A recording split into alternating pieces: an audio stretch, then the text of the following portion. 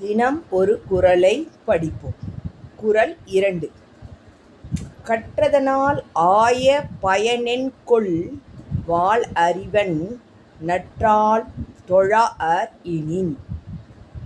கற்றதனால் ஆய பயனென்கொல் வாளறிவன் நற்றாள் தொழாஅர் எனின்.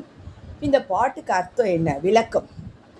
தூய அறிவு வடிவாக விளங்கும் இறைவனுடைய நல்ல திருவடிகளை தொழாமல் இருப்பாரானால் அவர் கற்ற கல்வியினால் ஆகிய பயன் என்ன? தூய அறிவு வடிவாக விளங்கும் இறைவனுடைய நல்ல திருவடிகளை தொழாமல் இருப்பாரானால், தொழாமல்னா வணங்காமல் இருப்பாரானால், அவர் கற்ற கல்வி, அவர் என்னதான் படித்திருந்தாலும் கற்ற கல்வியினால் ஆகிய பயன் என்ன? அந்த கல்வியினால் என்ன பயன்?